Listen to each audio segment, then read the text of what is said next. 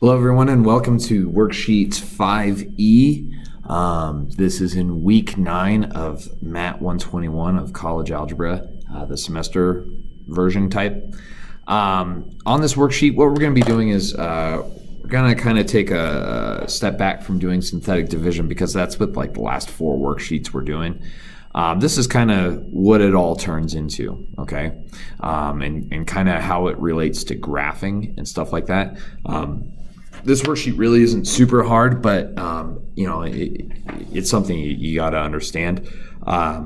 With this, we're going to be looking at the graphs of a lot of these different things that we've been factoring. So cubics, 4th degree polynomials, 5th degree polynomials, stuff like this. Okay. So at the beginning of the worksheet, they have 4 graphs, and they want you to match them up with their equations.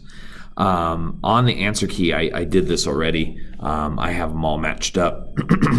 But let me kind of explain to you how I matched them up. With a cubic or something with a 3rd degree, so the biggest power is a 3. With that, it always starts on the bottom left. It comes up, makes one turn, goes down, makes another turn, and then goes up. So that's how I know A matches up with x cubed minus 3x squared minus 6x. Plus 8. A 4th degree is kind of like a W shape. It goes down, up, so it looks like a W ultimately. So that's how I knew that the graph B matched up with the x to the 4th. There's no other x to the 4th, so I knew that was the one. Now for C, C's a little tricky. It's a cubic again, so it's going to make 2 turns.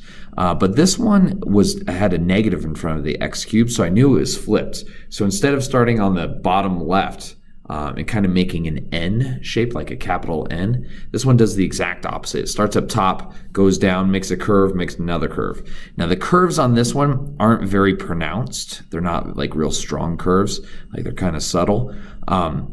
But this is the only one that could be C, so that's why I put the negative x cubed equation with this one. Now, the last one is the x to the 5th. Now, x to the 5th is typically starts on the bottom left and then ends up going to the top right. But this one has a negative in front of it, so that's how I knew that it was going to be flipped like this. Okay, so I kind of have this slide here kind of showing you what we're talking about with the different graphs. X squared usually looks like this, like a parabola. So it starts on the top left and then goes up to the top right because it's a U shape. If we do a negative version of that, it's just the opposite. It's flipped upside down. So it's down on the left, down on the right. X cubed, like we were saying up top, starts on the bottom left and ends up at the top right. If we do negative, it flips it. Now, as you go over to the right, you know, what you notice is that all the ones that have odd numbers as their degree or their biggest power are going to start on the bottom left and end up on the top right. So like at the very last one I have here on the top right, it says y equals x to the 99th power plus some stuff. So that stuff could be like x to the 98th, x to the 97th, that's all the way down to, you know, your constant. So there could be anything after this x to the 99th, but I know for a fact that that graph is going to start in the bottom left. It's going to do a lot of bouncing in between, and then at the very end, it's going to go up to the top right. Okay, so I know that. If it's a even power, it's usually going to start on the up and up, so the top left and top right, but this one's negative x to the 98th, so what that means, it's going to be flipped upside down, so it's going to be going down on the left, down on the right, and like I said, just kind of like with the other one, it doesn't really matter what you have after the x to the 98th, it's just going to bounce a bunch in between, but that at the very beginning, very end, it's going to be on the bottom, and then on the bottom on the right side. So that's kind of how the pattern of this works, if you will. So, you know, if you know that, you can kind of get the gist of what the graph is going to look like before you do any graphing on a calculator or anything like that. So we go through these questions, and I'm going to do every one of them with you. It says, which of these graphs is that of x cubed? Well, we already said it's A. Which of these graphs is that for x to the fourth? Well, we already said that was b. Now, this is a good question. How many real zeros does c have? What they mean by real zeros is how many times does it actually cross the x-axis? Well, if you look at the graph of c, it's only crossing once. And then there's kind of a little bump underneath the x-axis, so that one doesn't really count. So this one only has one real zero. The other ones would be imaginary, but we have one. So number 4, it says, which one of C and D is the graph, blah, blah, blah, blah. That's going to be C. Which of the graphs cannot be a cubic? Cubic means it's going to have 2 turns in it. Well, B has 1, 2, 3 curves in it, so that can't be. And then D has 1, 2, 3, 4 curves in it, so that one can't be it. So for that one, I just said graphs B and D. Number 6 says, which of the graphs is that of a function whose range is not negative infinity to positive infinity? So we're not talking about domain, we're talking about range, so y's. Which one of these doesn't go up forever and go down forever?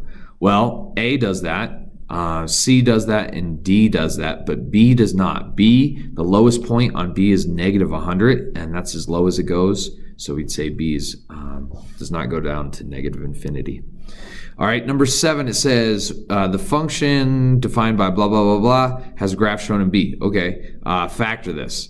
Okay, so to factor this, what I did is I looked at where it's crossing the x-axis. So it crossed at -5, so that's how I got x plus 5. And since since it's kissing the line at x minus 5, it's not like going through, it's coming down, just skimming off the -5 perfectly. That means it's going to be squared. It's going to have a double root there. So that's how I knew it was x plus 5 squared. Okay. The 0 in the middle is just going to be a regular x, because if you plug in 0 for x, you get 0, which is what you need. And then the last one, it looks like it's going through at +3, so I just did x minus 3. So I have 1, 2, 3, 4 x's, and if you FOIL all those out, you'll end up with x to the 4th out front. Okay, it's real important that skimming off x minus 5, that always means it's a double root there, so that's how I got the x plus 5 squared. Okay. Last one, it says the 5th degree one has a graph shown in D. Use this to factor it. Okay, so factoring this one, it crosses at -6, so that's how I got the x plus 6. It goes up and kisses the line at -1, so that's how I got x plus 1 squared. Then it crosses at +3, so that's how I got the x minus 3. And then it crosses at +5, so that's how I got the x minus 5. So that is the first 8 problems. Okay. Down at the bottom, numbers 9 through 16, all you have to do is describe the end behavior. So what happens at the far left end, what happens at the far right end. And so on my answer key, I just have a bunch of arrows. And so all you have to do is find the biggest power on the whole thing and then figure out, is it negative or positive? And then just look at the this slide right here where we're talking about what they all do, what the graphs look like ultimately. So let's look at number 13.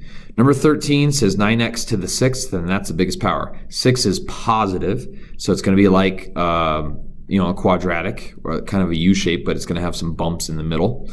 The 9 is positive, so we know it's going to start in the top left. It's going to go up on the left, and it's going to go up on the right, and that's because it's an even power. Okay, let's look at an odd one. Let's look at number 12. We have 4x to the 7th. 4x to the 7th. Well, 7 is odd, so that means it's going to start on the bottom left, and it's going to end up with the on the right side going up. So that's why I have a down and then up on the other side. Okay, so that is it for this worksheet. Nothing too tough on this, but it is something that you gotta kind of look at because these problems are easy to goof on, especially if you're just drawing a couple of arrows. So work through this and look at my answer key. My answer key is all good, and I didn't show a lot of work, but hopefully this video is going to help you out. Okay, email me with any questions, and we'll go from there. Have a lovely week, and I'll talk to you later.